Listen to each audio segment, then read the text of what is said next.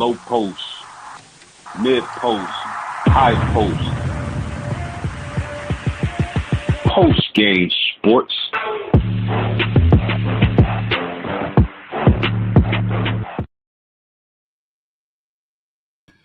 Ladies and gentlemen, welcome in and welcome back to another edition of Postgame Sports. You know how we do it. Make sure you hit that like button, subscribe to the channel. We working. And I got a very special guest with me this evening. One of my boys, one of my homeboys from all the way back to elementary school. Always been a Notre Dame fan, always been a stand-up dude, always been doing great things for the community. Mr. Duke, how you doing this evening, homie? How you doing, sir? I just want to say, man, it's a blessing to be on the podcast.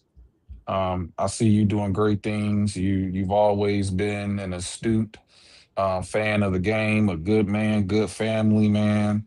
Um, and your personal life and your professional life, you've always exemplified great character. And it's a pleasure being on this podcast with you, man, to talk some fighting Irish. Yes, sir. Yes, sir. I appreciate that big time, man. That means a lot to me coming from a guy like you.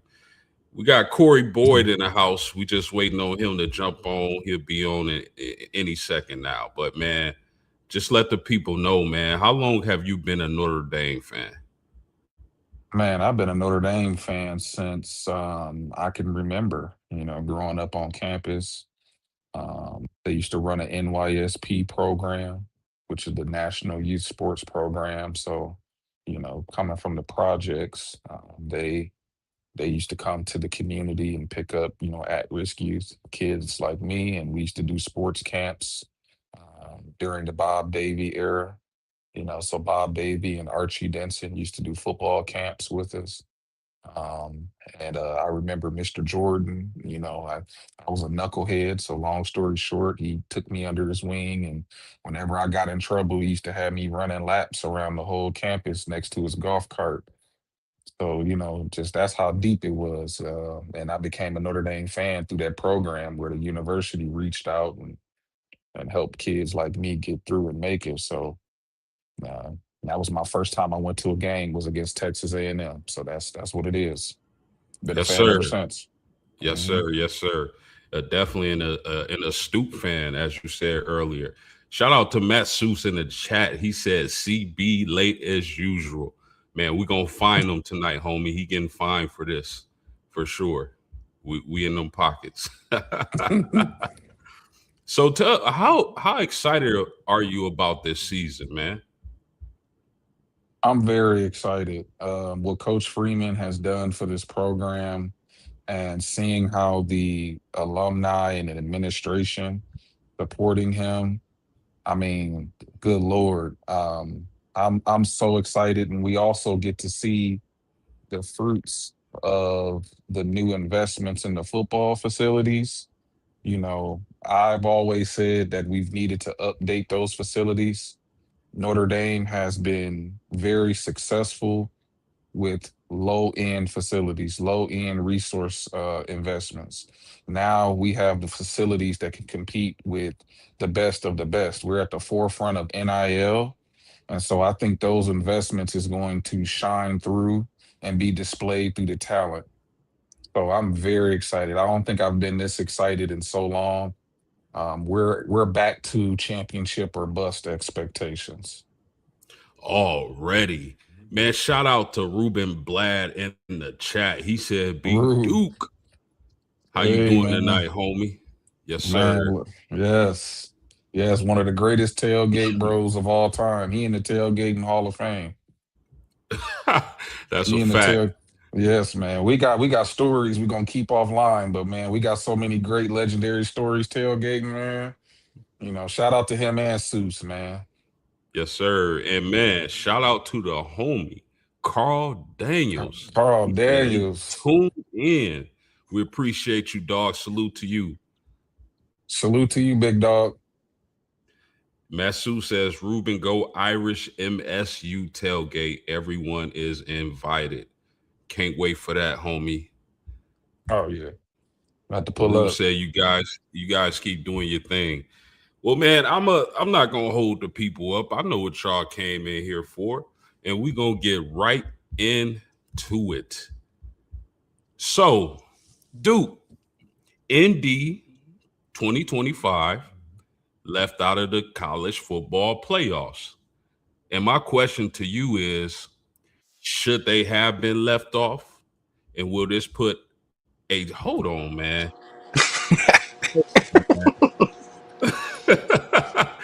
Shout out to the homie Made Corey. it. Boy, what it do, man? Not much, man. Just busy day. So I apologize. Yeah. No apologies needed, You man. good, We bro? just happy that you all here. And Mm. listen, if they invited me to a debate team and I got to bring two other Notre Dame fans with me, this is the debate team right here. Straight up. We not losing to no We other not fan base. we not taking no Nah. L's, man. Nah. Mm-mm. Corey, man. I'm so excited to see y'all. This is so dope. We got the homies in the chat. We got Ruben Blad. We got Matt Seuss. It's for We the got killer Carl, bees. the Killer Bee. we got Carl Daniels. Oh my goodness, man. We got the Chicks Dig the Irish. Salute to you, homie. I watched your live earlier. I appreciate you being here, my man. But I mean, I wanted to get right into it, if that's okay with y'all. And I'm gonna start with you on this, Duke. So we're gonna pick up where we left off at. 2025, the Irish left out of the playoffs. And my question to you, Duke, is should they have been left out? And will this put a chip on their shoulder? Um, Absolutely, we should not have been left out of the playoffs. When you have a situation where, of course, you got the two G5 schools that's automatically in, I feel like the media tried to backdoor and cancel Notre Dame out for financial reasons with them and the NIL and being an independent. It was all politics. When you look at Alabama's resume and how they've lost so many games, and then you see how they get held to what -2 yards rushing in the SEC championship, they got completely dominated in their championship game. They tried to make it seem like it was us versus Miami of getting in when really it should have been between us and Alabama. And I mean, when you have guys like Urban Meyer and Nick Saban, when you got guys like that that's saying we should have been in, you can't tell me we was not one of the best 12 teams in the country. And so we absolutely got robbed. We should have been in, and I think we're gonna make everyone pay for that. No doubt about that, man. Shout out to Ruben back in the chat. He said, gotta leave no doubt that they name a starter at RB. I think it's gonna be Aeneas, but we Mm-hmm. gonna get to the running backs. Hold that thought, Rube. Shout out to man, I don't even want to butcher your name, sir, but how you doing tonight? CB, same question, my man. Should Notre Dame have been in the playoffs in 2025, and will this put a chip on their shoulder? 100%. They shouldn't have. They shouldn't have been left out. To me, it was all political. Like I hate to play that angle because everybody's gonna be like, "Oh, Notre Dame, you're not in a conference, you don't deserve it." But no, like it was like if you look back, they were the ACC was playing Miami versus Notre Dame 24 to 48 hours straight before, so that way they could leave that fresh in everybody's mind that they won. But I'll just to kind of go off of what Brandon said. They, I kind of knew I knew something was up when Alabama like should have lost to Auburn. Like once I saw that they beat Auburn, I was like, I got a bad feeling about this because I was like, if Alabama loses, I'm not worried at all. But but yeah, so like to me that had a huge impact on that, and I don't think that they should have been left out because I mean, yes, we weren't playing the greatest teams at the end, but we're doing what we should have been doing. Like if you're that good of a team, we're beating teams by like 70, 60, 50, 40 points like each game. So and then to finish off the question, you said, will it have an impact this year? Absolutely. Like if you watched, I mean, you could just see it in Freeman's face when they got left out. He was just sitting there like in shock. So, and then the first thing he kind of was like, leave no doubt. And like, that's all I've heard since then. So, I think they're going to have a massive chip on their shoulder. Their schedule calls for like belt to ass every game, so it should be that way. But we'll get to that later. Yes, indeed. Yes, indeed. Those are some great takes, fellas. I definitely believe Notre Dame should have been in. Look, yes, we lost to A&M and Miami the first 2 games of the year. The two best teams on the schedule, no doubt about that. But we lost those games by a combined 4 points. Definitely shouldn't have lost to A&M. I think they blew a call. We blew a field goal kick or an extra point. The holding at the end. Oh my goodness. So, but then they run off 10 straight. And I don't care what level of football you're on. I don't care who it is. 10 straight wins in that fashion is impressive as hell. Absolutely. Shout out to Mr. Yates. They need to be in the conference. They play too many patsies. That's hilarious. Shout out to SEC. Don't worry. Same song and dance every year. But yet there's a couple SEC schools that have a more cupcake schedule than Notre Dame. But we're not going to talk about that. For sure. Shout out to SEC Shine. He said, don't worry, y'all don't play my Aggies this year. And I'm glad about that. For sure, for sure. And then Chicks dig the Irish. Besides starting off 0-2, what screwed Notre Dame is Oklahoma beating Alabama in the regular season. They got both of them in. Plus the ACC not sending Miami to the conference championship game. I can dig that. They were third in their conference, but yet they want to bang this going. You need to be in a conference. You need to be in a conference. But yet the third place team made the playoff in their conference.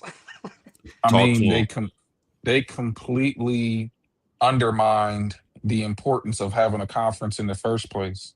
And to expound on that further, it boils down to jealousy. If any school had the fan base and the alumni and the resources that Notre Dame had, they would be independent too. Let's just be honest right here. The bottom line is we don't need a conference. Conferences is going to be obsolete in the next 10, 20 years anyway. It's just we're the best at it. They don't want to have that conversation. In 31. Man, yep. Talk to him. Yeah. Because I already barbecued and crispified these guys on YouTube talking about a conference, man. Go check that video out if y'all haven't. But man, it gotta be nothing but jealousy because they keep saying the same stupid thing over and over again. Duke should have been in, right? Duke University, didn't they win the ACC? If that's the standards, Duke should have been in, Miami should have been out. If that's what we can go by. And the first year Notre Dame didn't play in a conference. Ohio State didn't win the the Big Ten, and they're in the national championship. And then Miami was in the national championship. They didn't win their conference. So why do conferences matter? Like if teams that are actually going to the national championship don't even win their conference. Talk to them. Yeah. Shout out. Go ahead, Duke. No. I was gonna say to me, it just sounds like laziness. They want their cake and eat it too. They want the benefits of a conference doing the leg work, but they don't want to get out here and put boots to ground like Notre Dame has. They want the money that Notre Dame brings in, but yet they don't want to play them every year. If you don't want Notre Dame in the national or in the playoffs, then schedule them, beat them, so then they don't make it. Talk to Bingo. But shout no, they don't want to schedule them.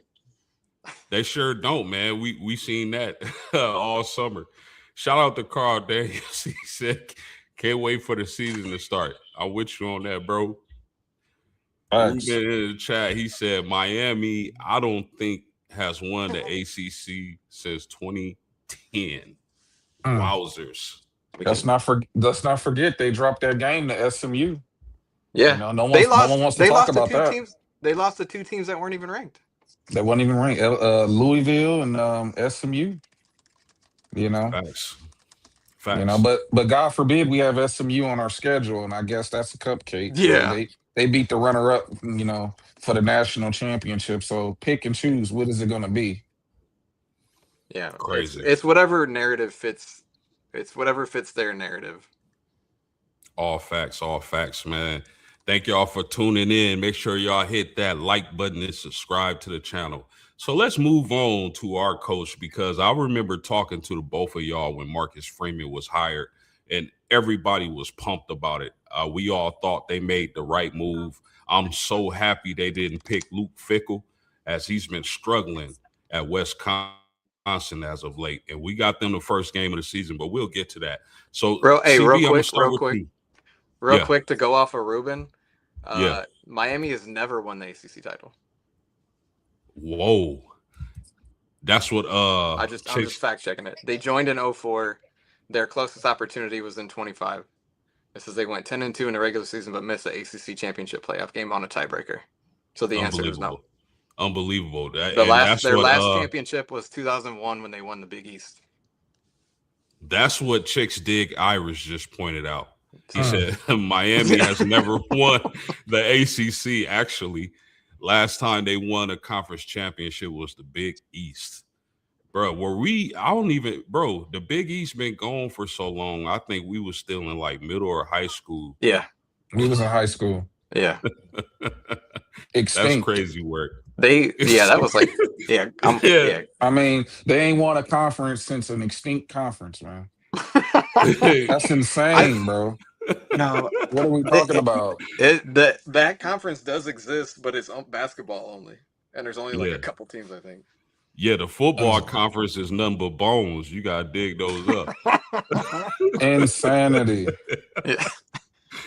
But let's move on, man.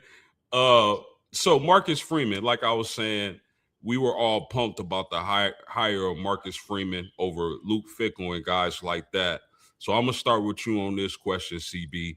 Has Marcus Freeman exceeded your expectations as the head football coach, and where, if anywhere, can he improve?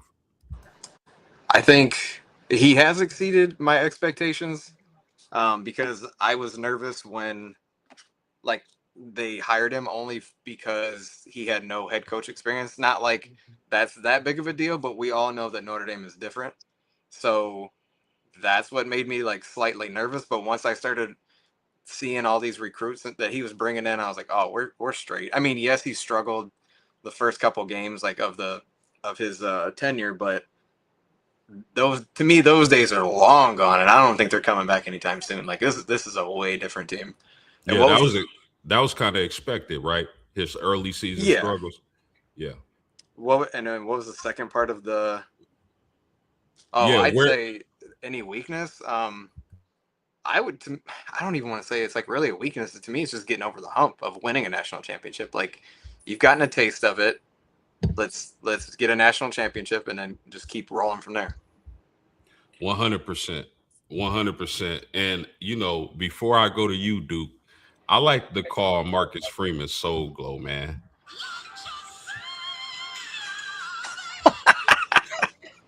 I like to call Freeman Soul Glow. Shout out to Coach Freeman. So, Duke. Yes, sir. Has Marcus Freeman exceeded your expectations? And where do you think, if any, he needs to improve?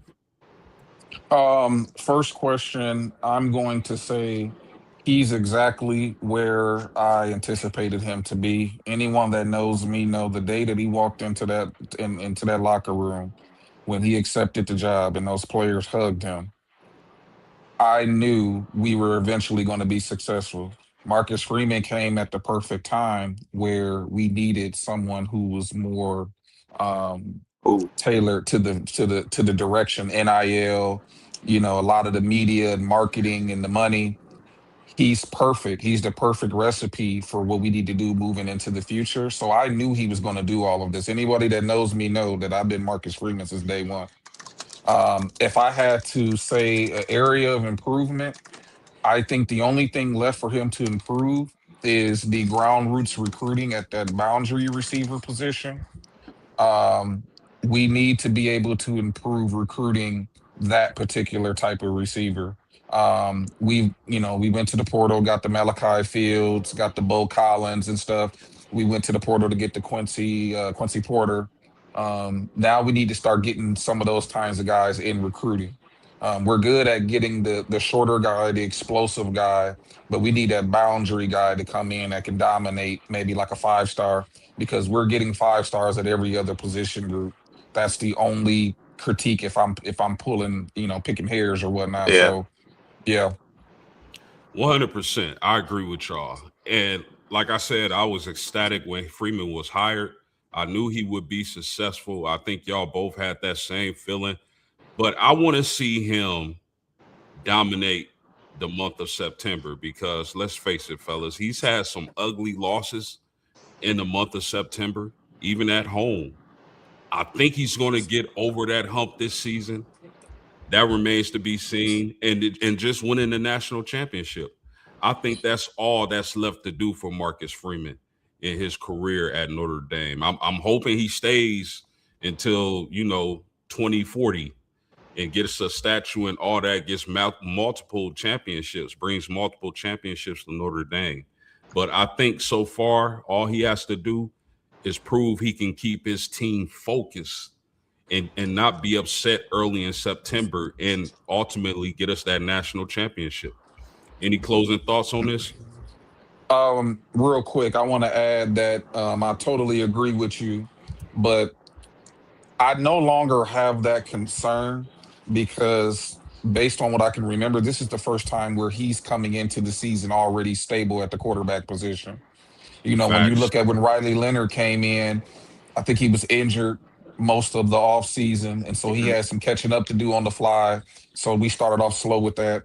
Last year, CJ Carr, first game ever at Miami, night game, as a freshman, and then turn around and play a good Texas A&M team. That's kind of difficult.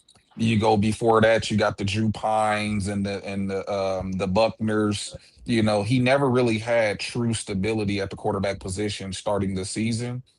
And so it's going to be, I think that's going to be corrected going into this season.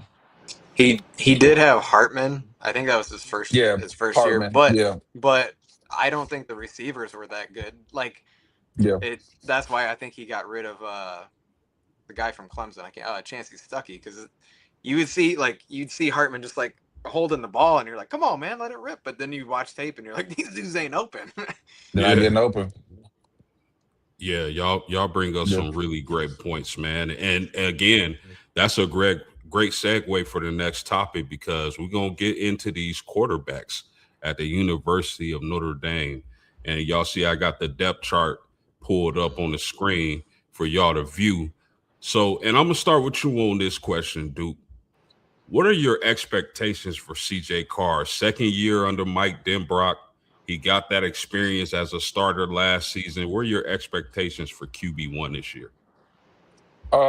Definitely in the Heisman Trophy conversation. I believe we're going to have an improved offensive line. We have a stable of backs, and most importantly, we have a very deep receiving core. When you bring in multiple 5 star recruits and you pair them up with Jordan Faison, who's now dedicating his full time to football, this man has been torching DBs and torching college football, uh training part-time, cross training between two sports. Now 100% focused on football, so he's going to be a monster. The great house, who is healthy, looking good in camp. He has a plethora of weapons, elite offensive line. I'm excited about Ian Premer, who Denbrock referred to as a freak of nature. Our offense coordinator Denbrock don't give compliments that often. He very rarely gives compliments.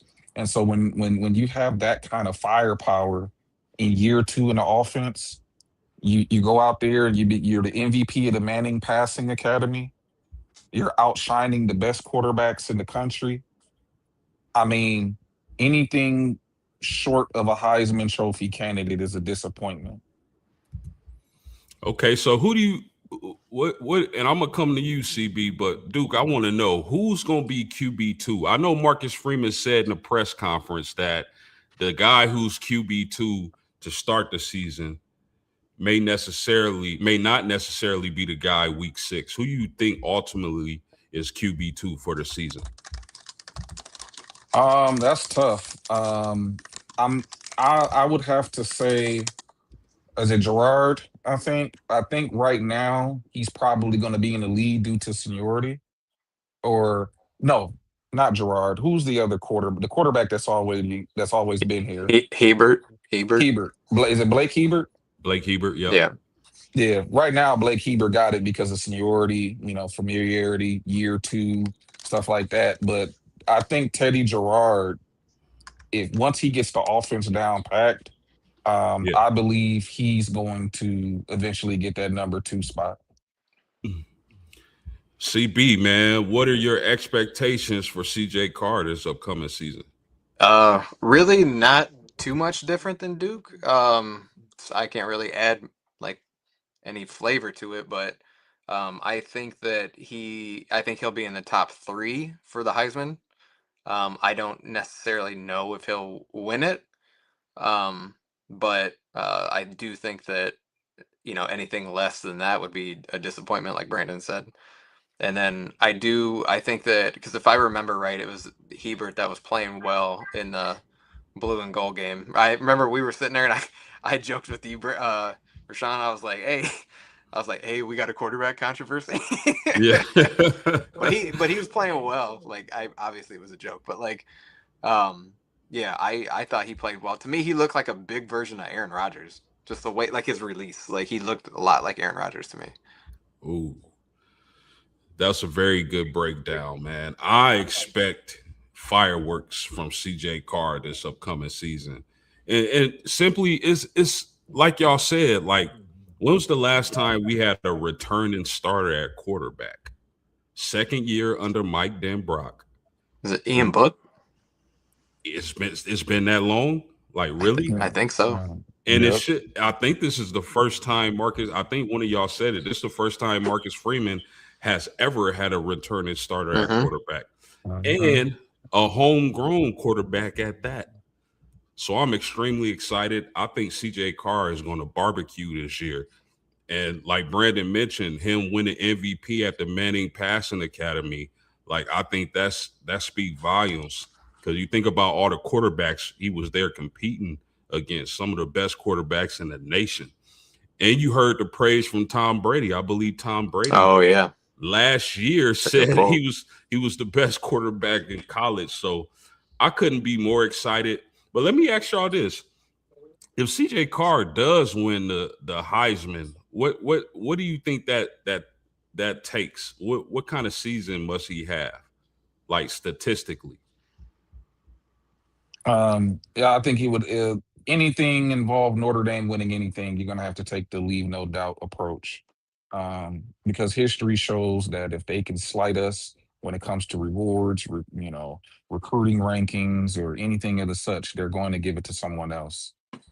For example, I know a lot of people may disagree with me, but I think Manti Te'o should have got the Heisman over Johnny Manziel. So I think CJ Carr is going to have to win emphatically in order to get the Heisman. If there's another quarterback that's neck and neck with him and they're in a conference and you see how they manipulate the networks and the votes, and I could see them snubbing him on the Heisman. He has to be decisive and definitive in winning that award. That's my opinion. No doubt about that. Shout out to Time in the chat, man. Salute to you, homie. I appreciate you being here. Corey, any thoughts on that? No, no, I'm just kidding. No, like, no, I think that he will have to. I don't want to say Tim Tebow or Joe Burrow it, but it's got to be something wild. But the only thing is just being realistic. Like I don't know like other I haven't seen Porter and Milan Graham like play other than the spring game, but like he's got to have good weapons around him too to help get these numbers because he's not going to run. He's not a running quarterback. So that's to me the only thing that might damper some of his numbers. Like obviously like somebody like Cam Newton or Johnny Manziel, they could rush and they can pass, and that really helps out. But he's gonna have to light it up, and like I said, obviously they are 5 stars and they should be really good, but let's see. Like I'm excited to see like what they do. Yeah, definitely. Me too, man.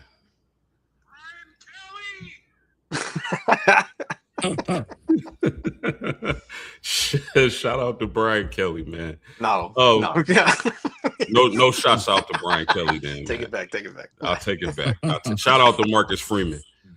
Seuss in the chat, he said we need Greathouse to stay healthy. That's interesting because we gonna get to him, and I've been hearing some encouraging things about Jaden Greathouse that excites me. Mm-hmm. Mr. Time back in the chat, he said my brother is right about Johnny Manziel winning that Heisman Trophy. Anytime they can take it away from Notre Dame players, they will. National media will. I agree with that. And Time said battling Notre Dame players has to be outstanding in order to win that Heisman. So let me ask y'all, when it comes to CJ Carr, like what do you think? What's a number when you think about touchdown passes, yards? What kind of numbers would he need to just blow the voters away and solidify that Heisman Trophy? And real quick, I'm just doing some fact checking. Like, think about when Troy Smith beat out Brady Quinn. Brady Quinn had better numbers than him. He had more touchdowns, only one more pick, and he had 89 or 85 more completions, and almost 1,000 more yards than him. So yes, he's gonna have to have, I don't know, 40, 45 touchdowns. and just to add to what you guys are saying, the Heisman voting, they pick and choose. It's more of an agenda-based award than anything. We watched Mendoza winning it last year, but look at his numbers. Yeah. So they pick and choose. I think in order for him to win the Heisman, he gonna have to have one of those touchdown to interception ratios like 40-5 and 5. He gonna have to do something crazy like Joe Burrow. Yeah. I thought if I remember correctly, one of Ian Book's years, he had better stats than Mendoza did last year for winning the national championship. Or not winning the Heisman. Yeah. You know what? I have forgot all about that Heisman year. Was it Troy Smith and Brady Quinn? Brady Quinn, yeah. Yep. I forgot all about that, man. Yeah, I was mad because I wanted Quinn to be on the cover of college football. Yep. For sure. Hey, shout out to Ruben Blad. He said, man, he's got to go. He's got to. I'm sorry. Yeah, he do. He gotta. But let me ask y'all this before we move on. Do you think Notre Dame has that type of offense to where CJ Carr is going to cook like that to get a Heisman Trophy? Yes. If Quincy Porter turned into what we want him to be, that elite 5-star barrier player, and then with all of the guys that can do everything in between, Greathouse and Faison and Mylan Graham, you know what I mean, and throw in Ian Premer, some Flanagan. Like if everybody is popping off at the same time with an elite offensive line, don't forget Aeneas Williams is a receiving threat. Facts. It's just too many weapons, bro. There's no, from a talent and depth standpoint, he can win the Heisman. It's just a matter of him going out and doing it and staying healthy. Facts. I think that I think that the schedule, I'm not saying we have a cake schedule because there's other teams that have more cake, but I think our schedule allows us would allow for him to cook like that too. Yeah. I agree. Man, shout out to Masseuse in the chat. He said Mendoza wasn't even the best player on his team. The wide receiver was. Facts. Talk to him, Seuss. He still got it. Man, still got it. Jeremiah Shout- Love should have won the Heisman, man. Let's just put it out there. I agree with that. Shout out to Time. He said Brady Quinn got robbed. See, this is why we don't need ESPN, all those For real, other sports facts. news, because they Man, get paid to start narratives and cause chaos. Carl Daniels in the chat. He Because said, they yes. get paid. ESPN gets paid for, I think it's 4 or 5 million per SEC and ACC. No, not SEC, ACC team in. So naturally, they want a return on their investment because they spent like what 1.2 billion or something like that to have the rights of the college football committee. So if they do, then aren't they putting their own people in there Right. that It's, yeah. that can make these shots or make these calls? it's really common sense, man. But Yeah, people, if you follow the money, follow the money. That's all. That's all you have to do. Yeah. people are Sorry, so cut you off. ignorant, man. No, you good, bro. I want y'all to cook, man. This show is for y'all to show the people on YouTube who I be chopping it up with on a regular basis. But shout out the Time back in the chat. How to get rid of Notre Dame? They always have a solid offensive line. I keep telling people, if you have a decent offensive line, especially in college, you will be okay. Yes, sir. Yes, Facts. sir. Yes, sir. Facts. So let's move along. Well, first of all, fellas, man, this is like, who wants some of this, man?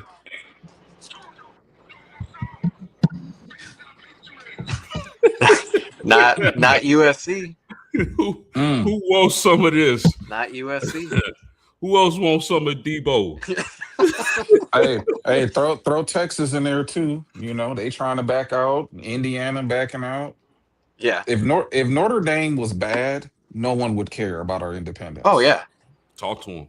Period. No one would care. It's the fact that we're a threat. And you know what, Duke?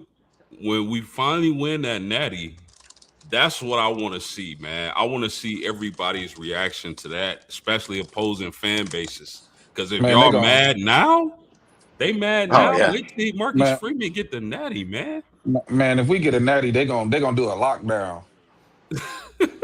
Yeah. They gonna lock down. They're gonna be like, hey, we gotta.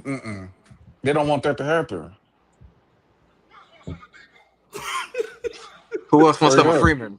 Who else Who wants else some of wants some Freeman? facts? Well, who's Summer Freeman? Facts. Shout out to Time, man. He said, my pops always said, follow the money. It's not corrupt Mm. people are corrupt. Just follow the money.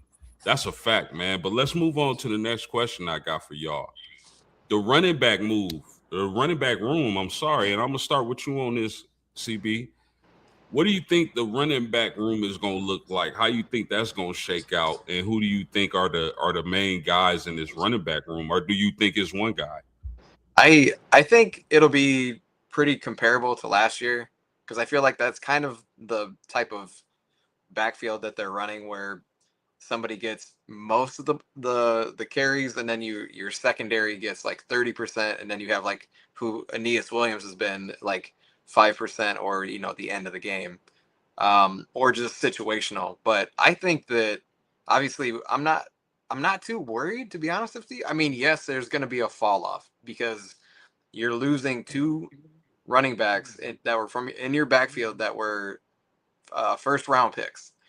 So obviously, like there's going to be some hurt, and people are like, well, why? There's not like last year. Like, yeah, they're not. It's not the same guy.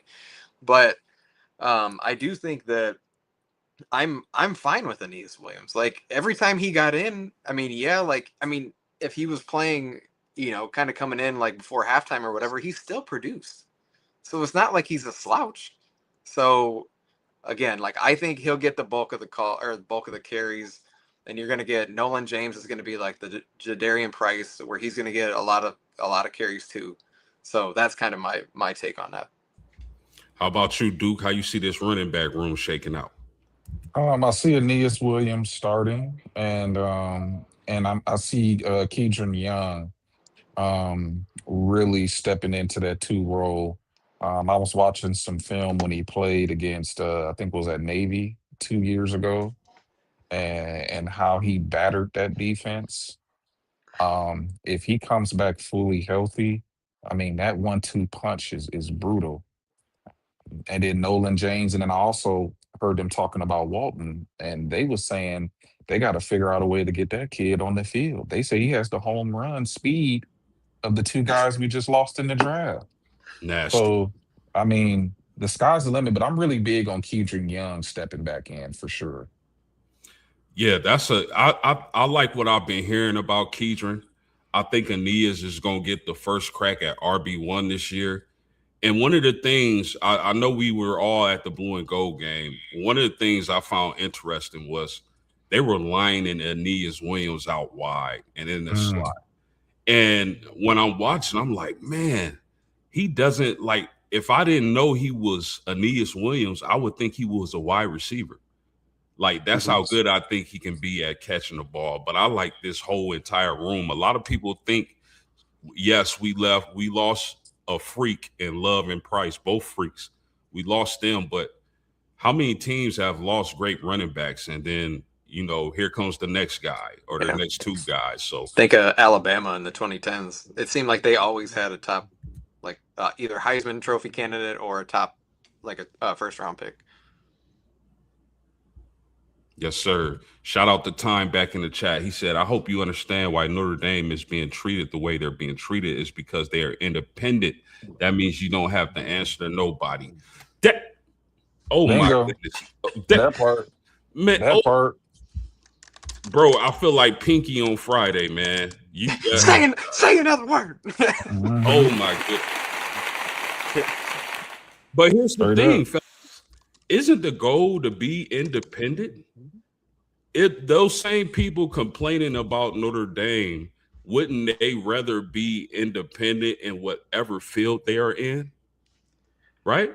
I've been telling Brandon this for the past couple of years. I'm like, why aren't other teams doing this? Like, where they can just pocket all the money.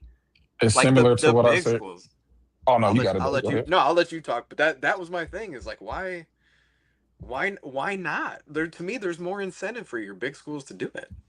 Yeah, it's similar to musicians or like rap artists, where it's just easier to sign a record label.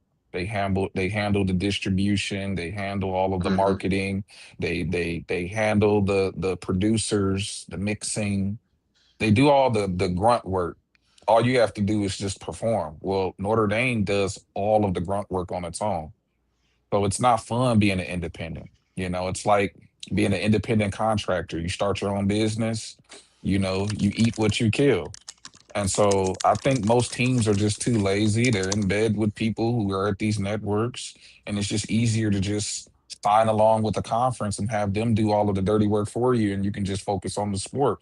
Notre Dame is doing all of the above with no help other than the alumni. And so that's just laziness, bro. And another thing is they applied to be in the Big Ten because I want to say like the 20s or 30s or something like that. And schools like Michigan and Penn State were playing politics, didn't want them in there. So then they decided to be independent and haven't looked back. And they haven't applied. I don't think they've applied anywhere else since then. So again, I did a video on this and I made this analogy because I remember them trying to join the Big Ten. And it's like, you two, y'all start a shoe company. And I come with my idea of a shoe company. And y'all tell me, no, we don't want you to join us. So I create my own shoe company. And it's popping, blowing y'all out of business almost. And then y'all come to me now that I've blown up and say, we want you to join now. Don't work like that. Especially, that was they had to start scheduling teams like USC and branching out because the schools in the Midwest didn't want to play them anymore. Facts. Shout out to Seuss in the chat. He said going to be a lot of receptions from the backfield, similar to how they use Darius Walker. And then Time back in the chat, he said WTP Sports, the more that Notre Dame is independent, it's the more that the commentators in the sports, people will keep them out of a bowl and judge them harder than any other team. I agree with that. And he keep them out of a bowl. Like, bowls aren't that big of a deal anymore. Like, and them sitting out last year just proved it. Like, it obviously didn't hurt Notre Dame. Yeah, and to add to that, they weren't the only team that set out the bowl seasons. It's just because we Notre Dame, it was blown up. But time back in the chat, he said, this is why you hear most of those guys on TV always say, oh, Notre Dame needs to be in the conference. For what? You are already being biased towards Notre Dame to the players, no Heisman Trophy. And he said, I think Williams is going to surprise people, and the two other backup guys they got. Just keep an eye on Notre Dame. I'll always keep my eye on Notre Dame. That's a fact. That's a fact. Let's move on, fellas. The wide receiver room, and I'm gonna start with you on this, Duke. Who do you think the guy's gonna be? Like, if CJ Carr had a guy who's gonna be his favorite target out of that wide receiver room, who's that gonna be? I think Jordan Faison. I think he already has a rapport with him, and like stated earlier, he's now dedicating. He's playing football full time. So I think he's going to further unlock his true potential, like Coach Freeman says. And I think he's going to be his favorite target starting off. And then as the season progresses, I think he's going to naturally branch out and hit some of the other guys that develop along the way. But starting off, Jordan Faison, because he already has a rapport with him. Is there a guy you think that's going to break out from that room? This is going to sound strange, but I'm going to say Greathouse. If Greathouse stay healthy, I think he only had like 4 receptions last year for like 70-something yards, and then he got hurt.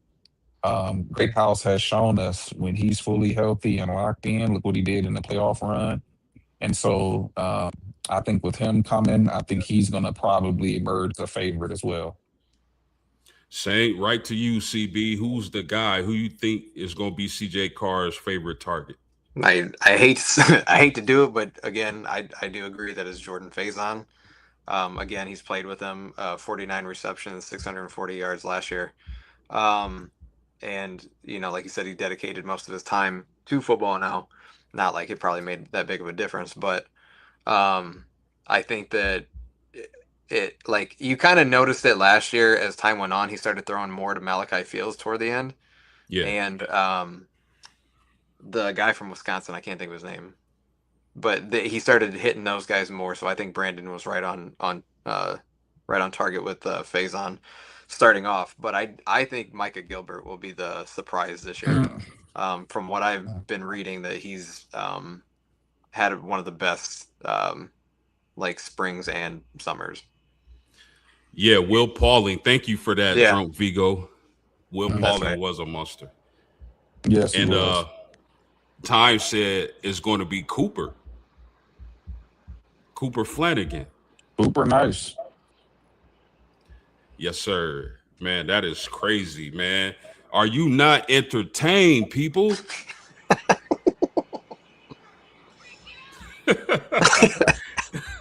Yes. Bro, so wide receivers is crazy because I know we got some shiny new toys from Ohio State that Freeman recruited himself to get over to Notre Dame, and I really like those guys. Those guys are super talented. But man, guys, I just keep thinking back to that 2024 national championship run and those plays that Greathouse was making, man, against Penn State and Ohio State. Where's that been? Like, I mean, obviously he was hurt last year, but yeah, he's got the potential to go off. And shout out to Duke, man, because I remember years ago, me and him calling our shots, and he called his shot on Greathouse. I called my shot on, what's the dude's name, man? He disappeared once he left Notre Dame. Rico Flores. Rico Flores. I called my shot on Rico, and it really looked good because that year he led the team in receptions. But then he transfers out, and Greathouse has a run like that. Fellas, I think if Greathouse can stay healthy, which he needs to prove he can, he's going to be a monster. I mean, the man can take over a game. Mm-hmm. Yeah. Like that, to me, if we can just get him in sync with Carr, with an elite passer, more time in system, he looks stronger. He looks more explosive from the tape I've been watching in camp. I mean, He's one of those guys. He has that Klay Thompson, uh, 37 points in a quarter type of ability where he'll just take over. I mean, I think his first spring game, didn't he have like 11 receptions, like 100 yards? Was that Hartman that was throwing it to him as a true freshman, like from Texas? He was already mature. Yeah. Great House is my guy if he stay healthy. Yeah, no doubt about that. Shout out to Time back in the chat. He said, "Hey guys, keep an eye out for Jonas Walton." Yes, sir. Yes, sir. A lot of good news coming out of camp about Jonas. That's a really good one. And Rube said, "I'm hyped up." Yes, sir. We super hyped. We Man, hyped with you, man. We gonna have to take it back to high school and start playing some Little John. You dig? Straight facts. up. Okay, so guys, we've been through the quarterback position, running back, wide outs, and tight or not tight ends, but let's get to the tight ends. And I'm gonna start with you on this here, Duke or CB. My bad, I forgot the order. But who's gonna be the guy or guys in the tight end room? Flanagan and Flanagan. I think these dudes are gonna pop off. Like he said in the chat, keep an eye on him because we always go to tight ends, and Carr wasn't shy about going to tight end last year. So we're still tight end you. We're still gonna be tight end you. 100%. Duke, what you got on the tight end room, homie? I'm really big on Ian Premier. You know, when our offensive coordinator says that he's a freak of nature and he's already, dominating reps and doing things like that, it's just hard for me to not be focused on him. I think it's going to be similar to the Michael Mayer and Tommy Tremble 1-2 punch. I think Flanagan, because he's such a great blocker. He can seal the edge. He's going to help out with the run game, and he also can receive. And then, boom, you got that elite playmaker Ian Premier. That 1-2 punch. I'm really liking them too. What you got, CB? Are you already went? Yeah. I'm sorry. No, you're good. I like the Flanagans. I love the Flanagans. I think they're gonna make a lot of plays. But we forgot about Ty Washington. I think Ty Washington is gonna mix in there and make a few plays too. But I think once we get further and further along the season, I think Ian Primer is just gonna take over, man. That's the number one tight end in the nation. That guy, it was comparisons to him and Brock Bowers, bro. Like, Yes. really. Did you see his basketball film? I saw him on YouTube dunking on people, bro. I saw It's the nuts. light, man. I'm like, what? I just, man, I don't see how you keep a talent like that off the field, man. I just don't see it.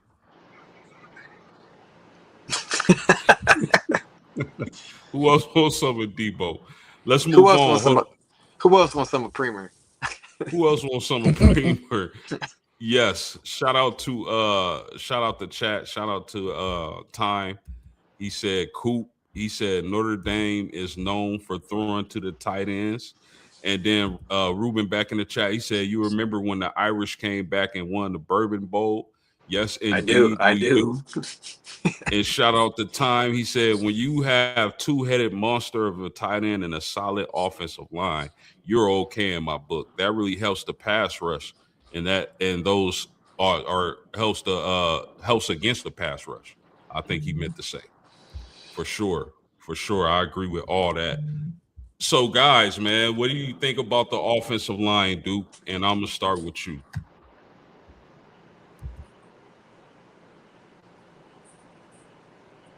He's stunned. Did he? He was thinking. Hey, the video skipped, so I didn't. When he said I'm gonna start off, and then it skipped. I didn't know. I was like, oh, I hope he says TV. Can you please re-ask that question, man? Yeah, I got you, dog. What do you think of Notre Dame's offensive line, man? What are your expectations for the old line? When you hear the coaching staff, um, when you hear the coaching staff rave about our offensive line and depth, I think it's going to be even better than last year's. Oh yeah. And that's not even including Jagasaw. And so they're saying Anthony Mack, he's drawing comparisons to Zach Martin at the guard position. Wow. It can't get any better than that. I'm very excited about Will Black at the left tackle position.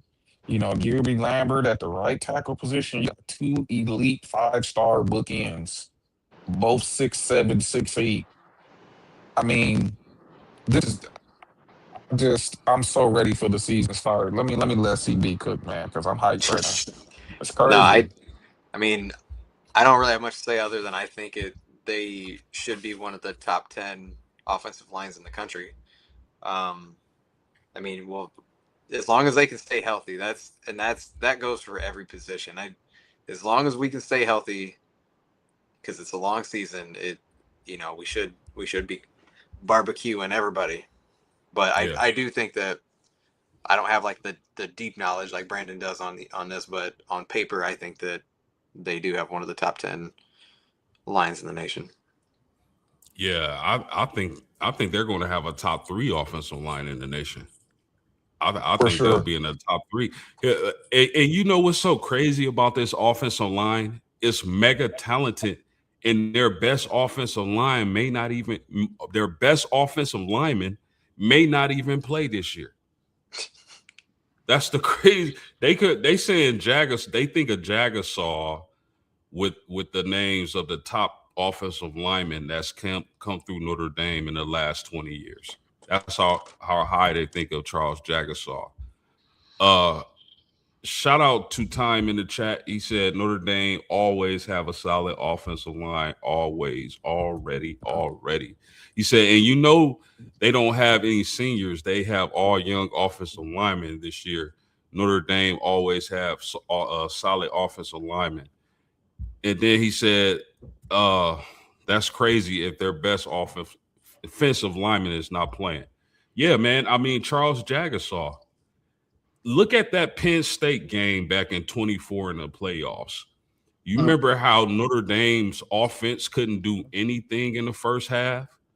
Then they insert Charles Jagasaw in the second half, and all of a sudden, Love is running through holes, giant holes. Price is running through giant holes, Aeneas Williams. So that dude's a difference maker. And I'm only thing I can hope is that he gets himself healthy and back to where he can play football, man, because that dude is an absolute stud. Mhm. Any closing thoughts on the O line, fellas? We just have an embarrassment of riches on that offensive line. Even though we've historically been great on the line, it's even crazier that I think we're even better than Yeah, historically. I would That's agree the to that. crazy part. I mean, we have literally almost all 5 stars across the board. Yeah, What other team can say that? yeah. You got anything else on the O line, CB? Nah, I'm good.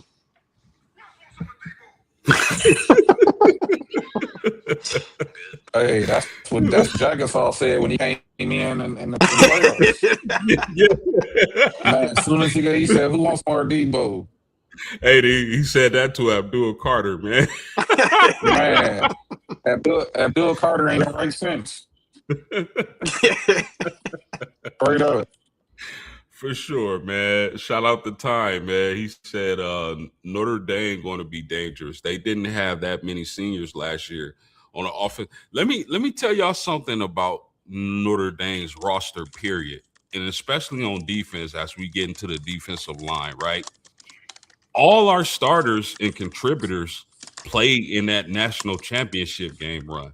The whole play, all those guys contributed in that playoff. And all those guys are going to be starters or major contributors this year. I think they returned like 90% of their production, if I'm not mistaken. And I got the stats pulled up. But shout out to Ruben Blad, man. He said it should be a great line. And then artistically incredible. What a name. Says, sup, fellas. How do y'all feel about BYU game? It could be the biggest game for BYU in a long time. We're going to get to the schedule. Stay with us. Stay tuned. Stay locked in. I was ready to go off too. We gonna get into the schedule. I know you ready. I know you itching, but we got to get to these rooms, man. We got to finish out the defensive rooms, and we can get to the schedule. Defensive line. I'm gonna start with you, CB. What do you? We know they win the transfer portal. They got Tion Gray and Francis Brew. I think Francis Brew is gonna be an absolute stud. But what do you make of the defensive line, and how good can they be this upcoming season? I think from what I've read, Francis Brew, they said that he came in and he's already a leader. And then didn't he come to Notre Dame to be with the coach because that dude came from the Colts or something like that? I mean, correct me if I'm wrong. But he wanted to play for that coach. So Charlie Partridge recruited him to Pittsburgh. Yep, that's right. So, but yeah, him and Keon Keeley too. I know he didn't like shine at Alabama, but he's still a big body, man. And if he comes here and puts in the work, I feel like their defensive line is just dumb. Like they're the type of team when you play NCAA, you want to be the end, so because you can just rush because ain't nobody gonna stop them. Yeah, I remember doing that with Freeney and Mathis back in the day in Madden. Carlos Dunlap. Oh man, from Florida, right? Yeah. Yes, sir. Yes, sir.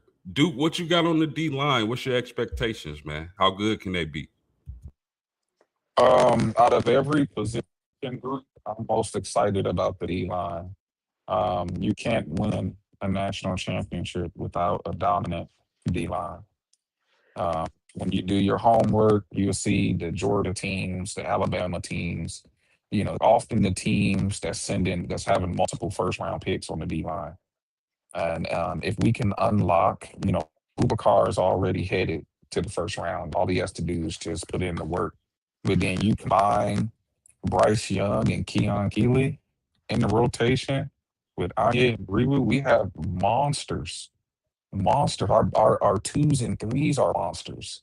And then when you hear reports about a freshmen coming in and taking over reps and making impact plays, I'm so excited about the defensive line is probably going to be the reason we win a national championship outside of CJ Carr. Facts.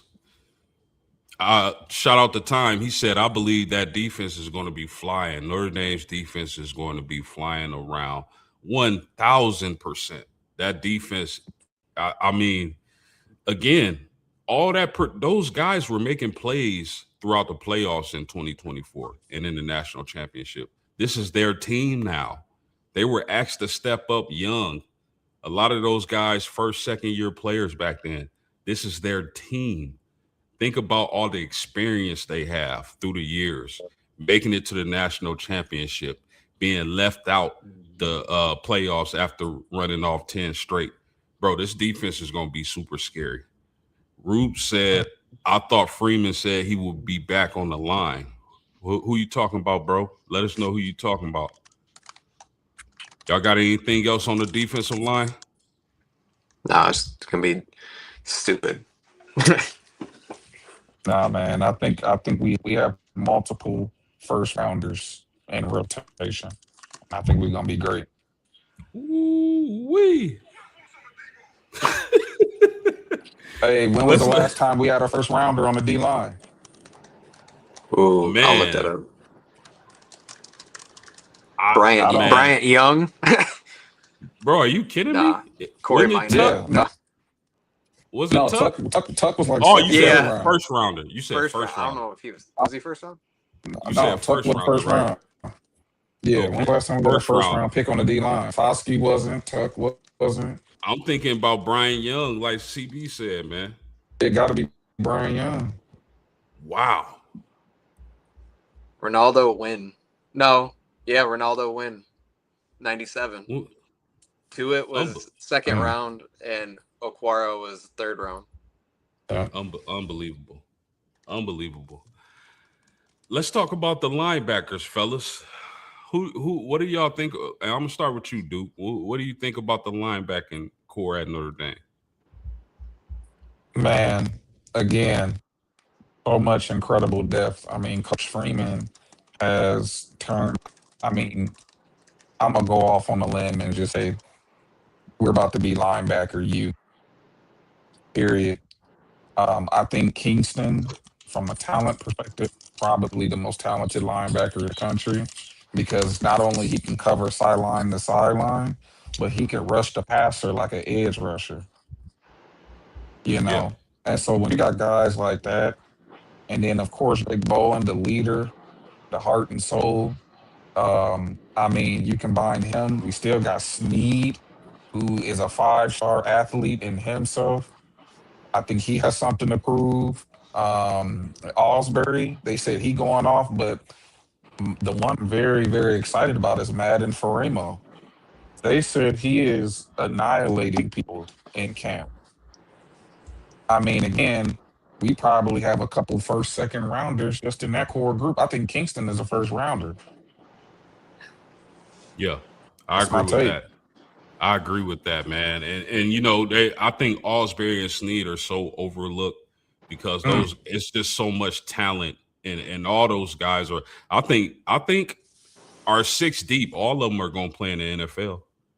I really believe that. yeah, CB, what you yeah. got on the LBs, man? I've I was listening to a podcast. They said that all like most of Notre Dame is like not starters too deep. They're all projected to be picks in round 1 through 3. Like if that's true, like it's That's stupid. insane. So, but no, I think, um, yeah, I think Bowen has that experience in the national championship game. And being a linebacker, you got to be it's safety too, but you got to be the quarterback on the field. Um, but yeah, the videos I've seen, he's always in people's faces, like getting everybody working out and all that. But I think that the linebacking group is the best in the nation. My top three are Notre Dame, Texas, and Texas Tech in that order. Ooh, I like Texas with Biles as well, but I would have to go with Notre Dame. I think defensive line, I'm gonna give a slight edge to Oregon. Linebackers and DBs, I'm giving to Notre Dame in the country. But Yeah. let's get to that DB room, CB. I mean, do we even really need to? We got to for the Mm. for the fans, but let's talk about the DB room, man. What are I your mean, expectations for that DB room? it's so nice because for I want to say early 2000s up until probably 2019 ish, like I was always like, man, the secondary just garbage. Like we'd have like one good defensive end, but it didn't matter because our secondary was bad. And I think it was like Kelly's last year, like, okay, like we're not bad at secondary. And then now it's like, I feel like we're, up there with some of the best in the country. Like obviously Leonard Moore, one of the best in the country, and Adon Schuler. But again, like you're going to get pressure up the middle. You're going to get pressure from the edge. Like their jobs are going to be made easy. I mean, they will get tested obviously, but, um, I do think that Leonard Moore is the best, and even Jeremiah Smith said Leonard Moore was the hardest guy ever to cover him. So if we're pointing at looking at comparisons to NFL type talent, but yeah, so that's my take on the DB room. Not much, but we're still solid, and it feels good to like all right, like not worry about the defensive back so much anymore. Yeah, because we've been picked, bro. You gotta think about it. If everybody's seen the thumbnail, Coach Weiss, Coach Willingham, Brian Kelly, and Bob Davy are standing up against the wall watching Freeman give his speech. That symbolizes our lifespan as Notre Dame, Mhm. fans because when we were little tiny kids, probably barely even knowing what football was, it was Davy. Then it Yeah. was Willingham. Then it was Yes. yeah, it's so on and so forth. But we're also used to the DBs getting barbecued every Saturday. They So were always a it's liability. bro, it's a beautiful thing to Yeah. see how this To not worry secondary about it. facts. What you got on the DBs, Duke? Um, Leonard Moore is I'll say the two best players in college football is Jeremiah Smith and Leonard Moore, 1A, 1B. So, no need to go into more. Um, I want to see us unlock McKinney. McKinney is a freak of nature. From what I've been hearing, if we fully unlock him in terms of him understanding the playbook and the technique, they're saying he's a first round pick. So think about this. We're going to have two first round picks at the exterior. And then we can finally put Christian Gray where he's best at, which is the nickel. And we potentially got two first round picks, maybe a second, third round at Gray. I mean, good Lord, are we going safety too, or are we just doing DB? Yeah, safeties too. I mean, Tay Johnson, Bronte Johnson, to me is the best free safety in college football. Aiden Schuler is kind of like Drake Bowen of the safeties, leader. You know what I'm saying? And getting everybody aligned. He's the heart and soul. I mean, we by far have the best defensive back room in college football. It's not close. Our backups will start for most teams. Yeah. You got anything else to add to that, CB? Nah, he's killing. No doubt, no doubt. Man, we already talked about Notre Dame's independence off script, so I'm not gonna bring that up. We're gonna hop on to the schedule before we get up out of here, man. And y'all see it on the screen. Wisconsin, September 6th. Is that a win, fellas? And why? Oh yeah, we about to cook I them. I think we'll win, but I think it'll be tougher than what we think it would be, like, or what a lot of people think it would be. Like, I'm not saying it's gonna be like 24-17, but like, like, I feel like there's gonna be some bumps, and like, I feel like Wisconsin should be a little bit better than last year. I know they weren't very good, but I think that it'll be a tougher game. But I'm not worried about it, but I do think it'll be like, hey, what's going on here? For a little, like, for maybe the first quarter, just the jitters and all that. But I'm not too worried about that game. You got anything else on Wisconsin, Duke? I agree. I mean, I think we're gonna win comfortably. Got you. I also think we're gonna win comfortably. Rice. I mean, we got to, because if I say should we talk about this, I would have said the same thing about Northern Illinois last year. But what's going to happen September 12th, fellas? Win. That's not even gonna be. That's the home opener. Yes, sir. That's Oh, what. Oh yeah, yeah. I mean, we gonna be cooking some rice. That second Rice, game of the season. Rice It's gonna be Aroni. rice aroni. What about Michigan State, September 19th, fellas? Not worried. I think Michigan State might be good in a couple years, but I don't think they're gonna have it this year. Fitzpatrick is a good coach, because I mean, he always gave Notre Dame in the Brian Kelly era tough games with Northwestern with less talent, but I do think that obviously it's gonna be a win, but they're gonna be better. They'll be better, but I'm not worried. Yeah, facts time. I agree. So at Purdue, anything to see here? 60-0. I got six. You can start. Go ahead. You can start doing something in the middle of the third quarter, like, and just keep walking in and out of the room. You don't need to sit down and watch the whole game. Oh yeah, yeah. We gonna take that big drum home with us. We're gonna beat them so bad. Yeah, man. That stadium gonna be bare. Or all Notre Dame fans. Yeah. So at NC, man, they traveled to Chapel Hill on my daughter's birthday, October 3rd. Bill Belichick got anything? No, No. not enough talent. Funeral music. Yeah. Yeah. They're an embarrassment. No. Yeah. I haven't really paid much attention to them. I mean, I think if the only reason this game is close is because Bill Belichick's got something up his sleeve, but I think talent's gonna take over in that game. For sure. Stanford, October 10th. Win. Man, When now he's. this. Go ahead. Go ahead, dude. Oh You no, I said was saying easy money, easy money. He easy hates money. Stanford. No. Stanford was playing a little dirty last year, that last Yeah. game of the season. So Yeah, man. I hope they It's barbecue their ass too. Man, when real he put that quick, knee, when like, he put that knee in Love's ribs, man. yeah, because I was hoping he was gonna go off for like 300 yards and win the Heisman, and then he Yeah, did that, and I'm like, he ain't even yeah, gonna play. yeah. But it's crazy to like go back to like thinking about like when Stanford had Shaw and Harbaugh, like how Yep. good they were, and like you look at it now and like they barely look like they put 100 people in stands. It's wild. Bro, this is why I can't stand these idiots who just say, oh, Notre Dame has a soft schedule. Bro, look at these teams.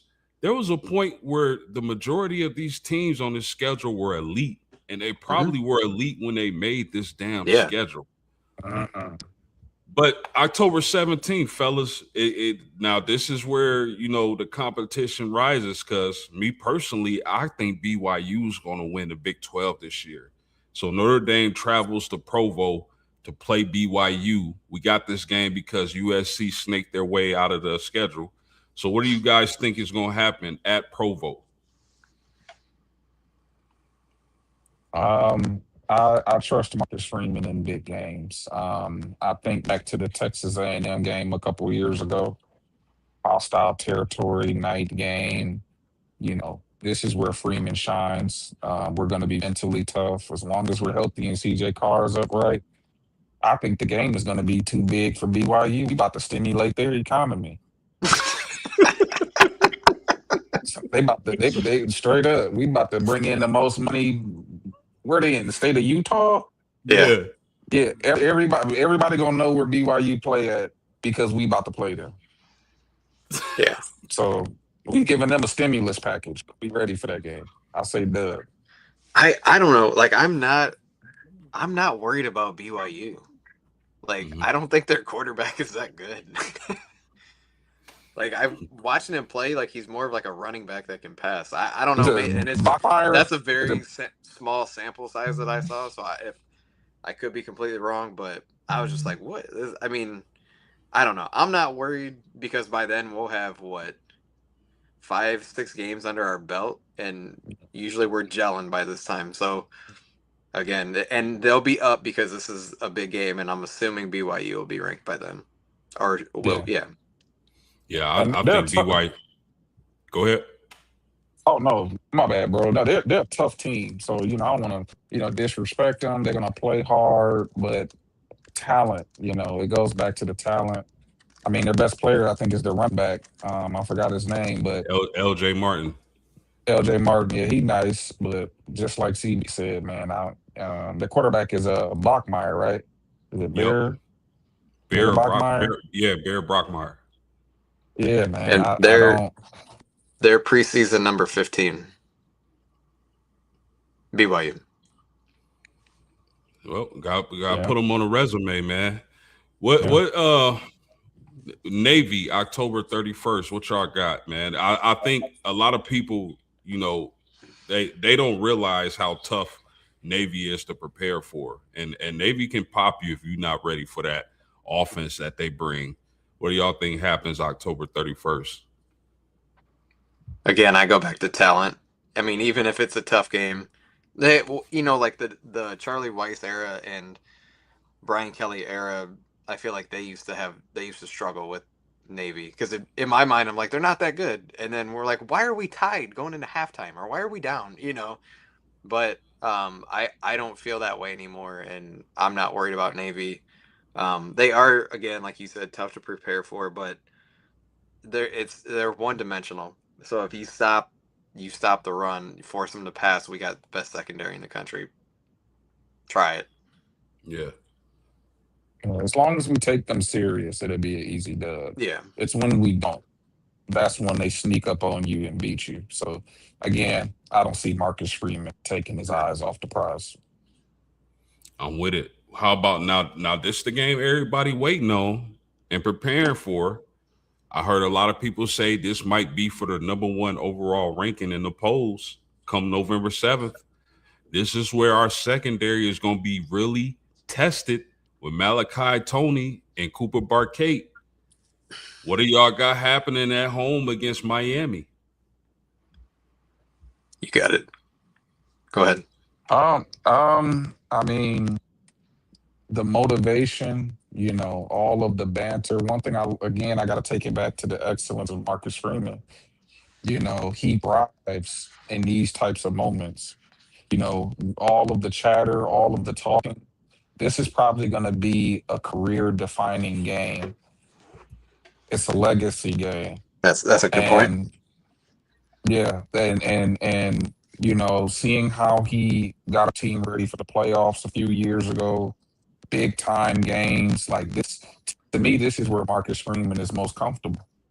And I think the team is going to exude his personality in that game, and we're going to win because we're going to want it more than him because we've been getting disrespected by the Miami fan base since we lost. So I say we win by at least by 14.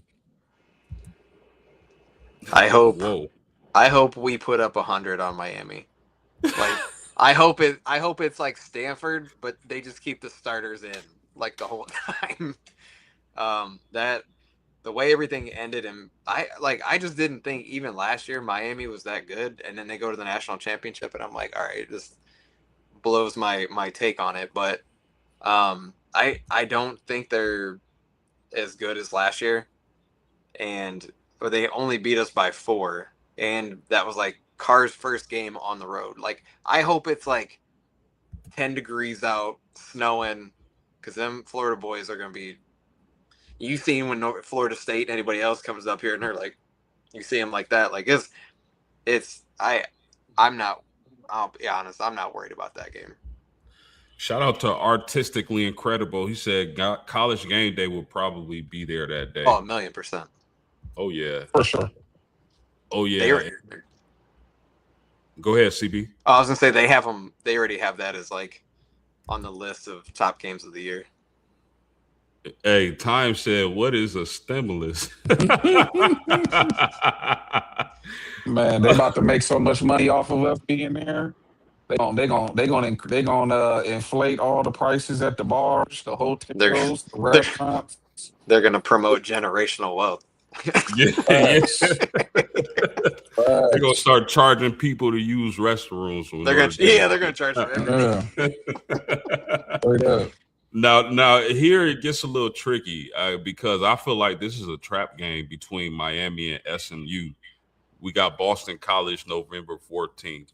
They played us tough last year in the first half, but then we took over in the second. What y'all think about this BC game? I don't see anything really any different. Like the last time they came to Notre Dame, it was you could barely see the players. There's so much snow, and we just belts to ass. So it's like, why? I don't think it's gonna be any different this time. It's gonna be like playing Stanford again. Pretty much. Yeah. And we're gonna be at home this time too. Yep. Yeah. And it's late November. Oh yeah. Another dub. How about SMU? SMU comes to town the following week. Kevin Jennings at quarterback, Rhett Lashley at coach. What do y'all think happens in this game? If there's a trap game, it's this one. If there's a trap game, it's this one. They represent ACC. They're gonna come in with a lot of pride, especially when we beat Miami. They're gonna have the pride of the ACC on their backs. We got to watch the officiating, but that could be a trap game. I still think we're gonna win, but that's gonna be one of those teams where I'm like, all right, after the first quarter, I want us to be comfortable, and then we kind of ride away with it. Yeah, I would agree that if there is a trap game, it's that, but it's at home. I'm not, and their SMU is Dallas, so again, late November, more than likely the weather's gonna be shitty. So again, I'm not too threatened by it. I even doubt they'll be ranked by then. How about at Syracuse, final game of the regular season against Steve Angeli, fellas? Angeli's been looking good when healthy at Syracuse. What do y'all got happening in this matchup? 40-0. Yeah. And look, when you don't have the defensive line, the offensive line, you win the game in the trenches. Yeah. So no matter what Angeli do, if you ain't got the hogs up front to control the line of scrimmage, there's nothing he can do. I agree. Shout out to Artistically Incredible. We appreciate you, man. He said, yeah, us people from Texas don't do well in the weather. That's for sure. So Yeah. Go ahead. It's funny. CB. I went to Houston a couple years ago, and it was like, I think it was December, and I didn't have a jacket on. I just had a hoodie on, and everybody else was all bundled up in jackets, and they're like, you from the north? I'm like, yeah. They're like, this don't bother me. Yeah. And you know, one thing to think about, Miami doesn't win at Notre Dame Stadium. They just don't historically. Notre Dame historically doesn't win at Miami. So that's something to think about. So we got Notre Dame going undefeated. I do. Yeah. Yep. Notre Yes, Dame sir. will be undefeated this year. Miami is 1-8 at Notre Dame. Pitiful. What do y'all say to people who claim Notre Dame has a soft schedule?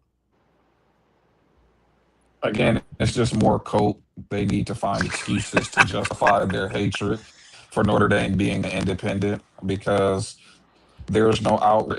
Teams have been manipulating schedules and fixing it to get to the postseason forever. And so we have a commitment with the ACC. I think, but we played like 6 games.